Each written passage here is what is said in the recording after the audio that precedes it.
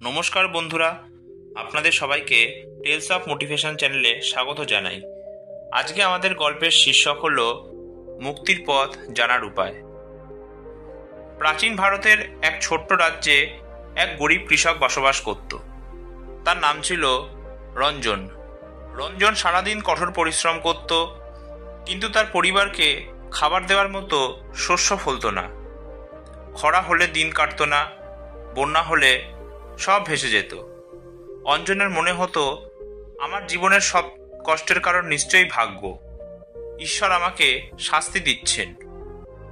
কিন্তু এ বিশ্বাসে তার কষ্ট কমতো না, বরং প্রতিদিনই নতুন নতুন দুঃখ এসে তাকে গ্রাস করত।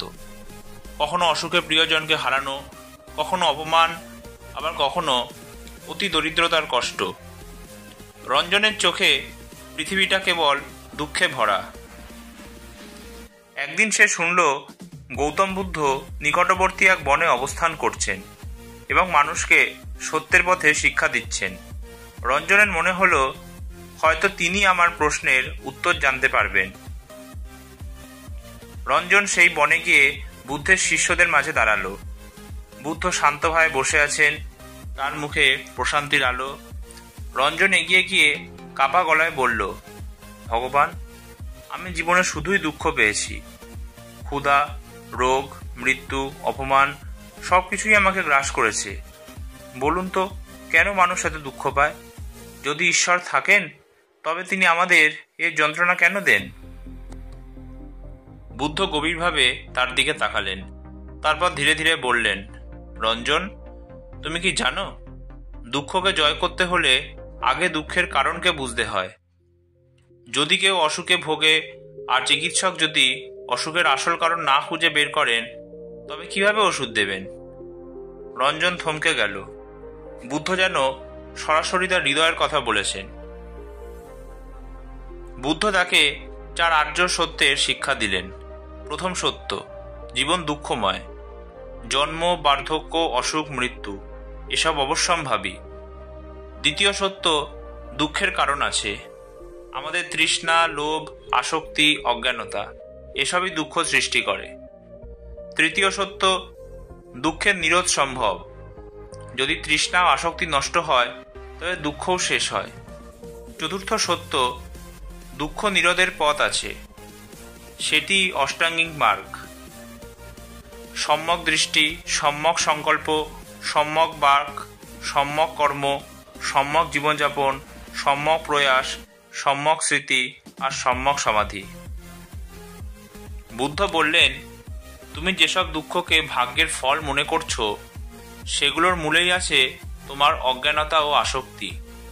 তুমি ভাবছো শস্য না ফললে তোমার সর্বনাশ, অথচ তুমি বুঝতে পারছো না খরা বা বন্যা তোমার নিয়ন্ত্রণে নয়। তোমার দুঃখ জন্ম নিচ্ছে এই আসক্তি থেকে। আমার অবশ্যই শস্য চাই, আমার অবশ্যই এটা পেতে হবে। যতক্ষণ না তুমি আসক্তি চিনতে পারছো, ততক্ষণ মুক্তি আসবে না। বুদ্ধ একটি উদাহরণ দিলেন। ধরো কারো শরীরে তীর বেঁধেছে। সে যদি শুধু কাঁদতে থাকে, কেন আমায় তীর লাগলো, কে মেরেছে, তাহলে যন্ত্রণা কি কমবে? না। তার প্রথম কাজ হবে তীরের বিষ বের করা, ক্ষত সারানো। ঠিক তেমনি জীবনে দুঃখ দূর করতে গেলে আগে কারণ চিনতে হবে। কারণ খুঁজে পেলে মুক্তির পথও দেখা যাবে। রঞ্জনের মনে এক ঝড় উঠল। সে বুঝতে পারল, এতদিন সে ভাগ্যকে দোষ দিচ্ছিল, অথচ আসল সমস্যা তার নিজের মনে। তার আসক্তি, অতি প্রত্যাশা এবং পরিবর্তনকে না মেনে নেওয়ার প্রবণতাই তাকে কষ্ট দিচ্ছিল। বুদ্ধ তাকে অষ্টাঙ্গিক মার্গ অনুসরণ করতে উপদেশ দিলেন। রঞ্জন ছোট ছোট পরিবর্তন শুরু করল।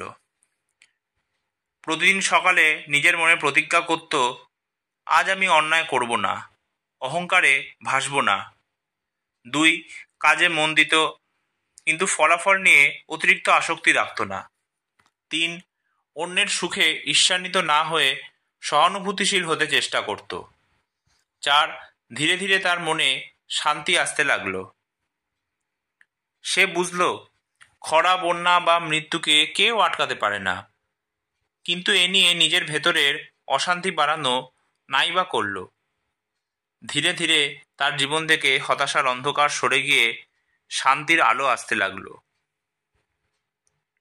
কয়েক মাস পর রঞ্জন আবার বুদ্ধের কাছে ফিরে এলো। এবার তার মুখে প্রশান্তির হাসি। সে প্রণাম করে বলল, ভগবান, আমি বুঝতে পেরেছি দুঃখকে দূর করার পথ বাইরে নয়, ভিতরেই আছে। দুঃখের কারণ জানলেই মুক্তির পথও স্পষ্ট হয়ে ওঠে। বুদ্ধ স্নিগ্ধ হাসলেন।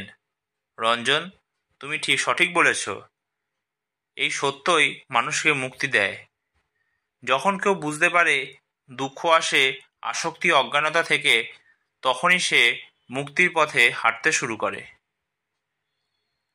এই গল্প থেকে আমরা যে শিক্ষা পাই তা হলো, এক, দুঃখ অনিবার্য, কিন্তু তার কারণ জানা গেলে আমরা দুঃখকে জয় করতে পারি। 2, আসক্তি আর লোভই হলো দুঃখের মূল কারণ। 3, নিজেকে বদলালে জীবনও বদলাবে। বাইরের পরিস্থিতি সবসময় আমাদের নিয়ন্ত্রণে থাকে না, কিন্তু নিজের মনকে নিয়ন্ত্রণে আনা আমাদের হাতেই।